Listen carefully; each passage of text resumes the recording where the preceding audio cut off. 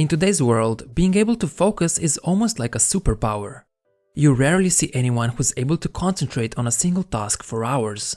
And the individuals who are able to focus, to nobody's surprise, get so much more done than other people. There are many areas where you could benefit from better concentration, whether it's for school, studying, work, or a hobby. If you're able to focus, you can get your desired results faster. So today I'll explain what's holding you back from focusing and what you can do to improve it. And I know you're procrastinating at this very moment by watching this video, but I'll make it worth your while. So grab a pen and a piece of paper. Make sure to write down a few key points about whatever you learn in this video.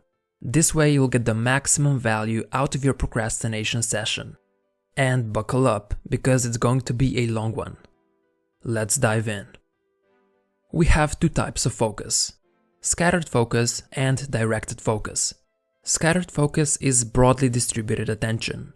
This is your typical multitasker trying to do many things at the same time. Cleaning the house while talking on the phone while cooking dinner. Or someone who's trying to focus on one thing but they keep thinking about something else at the same time. And this is what most people do. They divide their attention towards many different things. The problem with this type of focus is that your brain is extremely bad at switching between multiple things at once. You see, when you switch from one task to another, it's not an instantaneous switch. Instead, your brain has to load the context of whatever you're doing into your working memory. When you're constantly shifting your attention from one thing to another, you're forcing your brain to load and reload context over and over. Essentially, you end up wasting a ton of mental energy switching back and forth, leaving you exhausted without getting much done.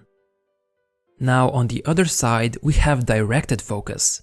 You achieve it by directing your attention to a single action while ignoring everything else. This is what you should aim to achieve, and it's how high achievers direct their focus. They concentrate on one thing at a time like a laser beam. And they do that thing to the maximum of their ability while disregarding all other stimuli. So what can you do to avoid scattered focus? It's simple. You should aim to remove all distractions and avoid any stimuli which could potentially harm your concentration. Let's look at it this way. Let's say you have 5 units of focus available at any time. That means you can use those 5 units in any way you like. For example, you could use them all on studying, thus achieving directed focus there. Now, let's say your mom enters your room while you're studying and tells you that dinner will be ready in 45 minutes. Even if you were super concentrated, and even if that interaction only lasted for 10 seconds, your attention is now divided. Dinner will now be on your mind, and your focus will not be as good as it was before.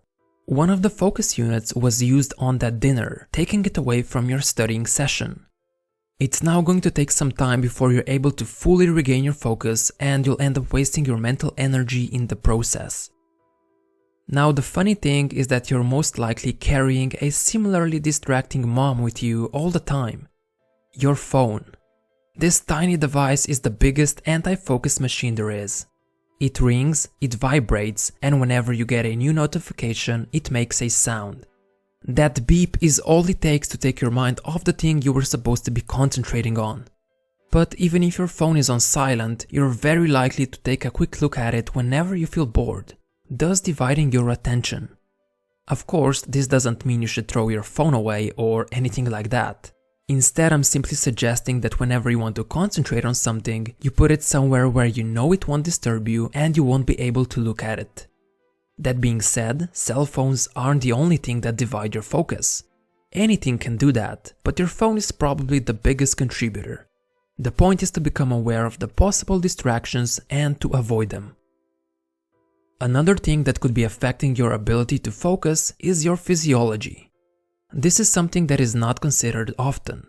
However, if you want your mind to function optimally, you need to take care of your body.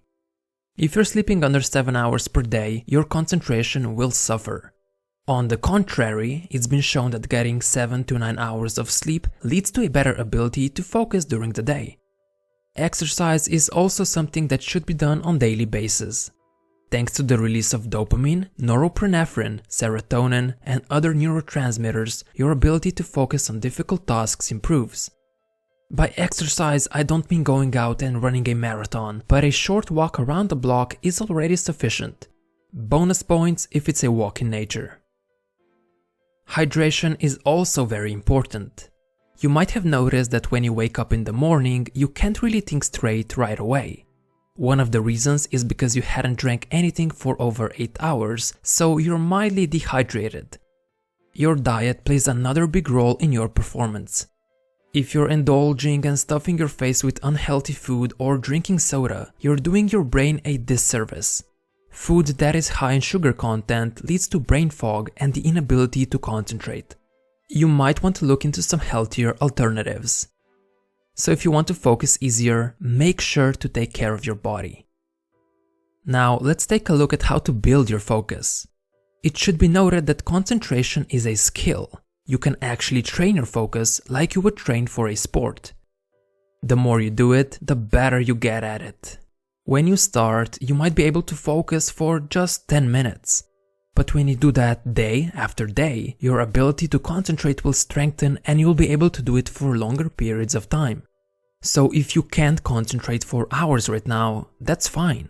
You can train your directed focus over time. And the best way to practice your focus is to have a certain time in your day when you concentrate intensely on just one task. Basically, you want to make concentration a regular habit. A lot of us are waiting for the opportunity when everything is perfect, when we're feeling motivated, and when all the planets are aligned before we go and try to focus. But that's the wrong approach. Instead, it's way better to have a dedicated time in the day when you sit down and just concentrate on one thing for as long as you can. You then want to protect that block of time. The best time for focus is in the morning, about 1 hour after waking up. Usually that's when you're fully awake and your mind is not yet occupied with other things that require your attention. Plus, at the time you typically have no distractions and you have all your focus units ready to be distributed. This time of the day has been utilized by many historic artists, writers, and philosophers. But what about the afternoon? Well, you see, if you had a busy day, your attention has already been scattered in many different directions. And your brain is heavily stimulated. That's why it's so much easier to focus in the morning. Your brain has been resting for 8 hours after all. So if you decide in the middle of a distracted afternoon to switch your attention to a cognitively demanding task, for example studying, you'll have a hard time directing your focus. Your mind will already be occupied with other things. Such attempts will therefore frequently fail. But that doesn't mean it's impossible to focus late in the day. You just need to unstimulate your brain, and you do that by taking a proper break. You see, it's very hard to concentrate on something for a longer period of time without getting mentally tired. And it doesn't matter if it's scattered or directed focus. Both are exhausting. That's why you need to take a break and give your mind a rest after a while. However, this is where most people slip up. You see, taking a break doesn't mean pulling out your phone and browsing Instagram, YouTube, or whatever. You're still stimulating your brain and you're still mentally engaged, therefore draining your mental energy instead of recharging it. What you should do instead is go for a walk, meditate, or maybe take a nap. These activities allow you to unplug and start recharging your mental energy because they're not as stimulating. I know it might sound boring, but you should allow yourself to be bored and give your brain some breathing room. Of course, taking a mental break isn't just for when you want to switch from scattered focus to directed focus. It's also very useful when you want to extend your ability to continue focusing intensely. Another way to look at it is to imagine you've been running for 1 hour without stopping. Then you have a 15-minute break before you'll be running for another 1 hour. You can choose to A. Sit down, relax and do nothing for 15 minutes, or B. Jump rope and do burpees for 15 minutes. Obviously you choose the option A as you don't want to exert yourself even more. You want to have enough energy to run for another hour after all. In this case, running is an analogy for focus. When you've been focusing for 1 hour, you don't want to add more stimulation to the mix. You'll just tire yourself out mentally if you watch TV or browse the internet. So find an activity that suits you, that's not mentally stimulating and it helps you to disconnect. Personally, my favorite thing to do is to go for a short walk. It helps me recharge mentally every time. Now, the perfect technique that ties intense focus and mental breaks together is the Pomodoro technique. I already made a video on this method, but I'll go over it quickly. It goes like this. You choose a task you want to focus on.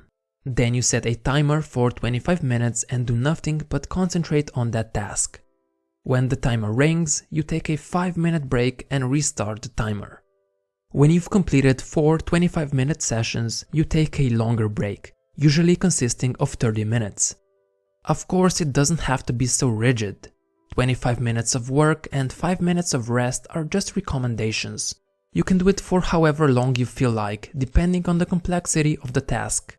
For example, when I'm creating my videos, I usually set the timer for 45 minutes and then take a 15-minute break. So you should experiment a little and find out which combination suits you best. If you made it this far into the video, good job! Your focus is already better than most people's. Because this was a long video, I'll quickly summarize everything I just talked about. First, we have two types of focus: scattered focus and directed focus. You want to achieve directed focus while staying away from scattered. Second, the best way to avoid scattered focus is to avoid distractions. Every time something interrupts you, it takes from your focus units, and your brain has to reload the context over and over, leaving you mentally drained. Third, take care of your body. If you want your mind to function properly, you need to take care of your physical health.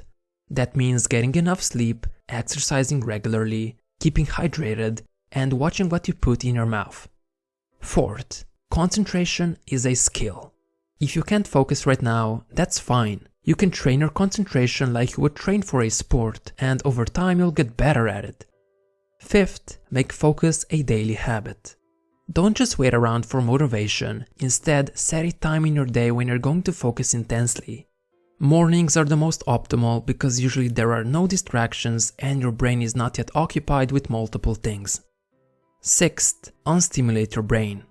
Meditate, go for a walk, or take a nap. Allow your brain to be bored and don't do anything stimulating like browsing the internet. This is especially important if you want to focus later in the day.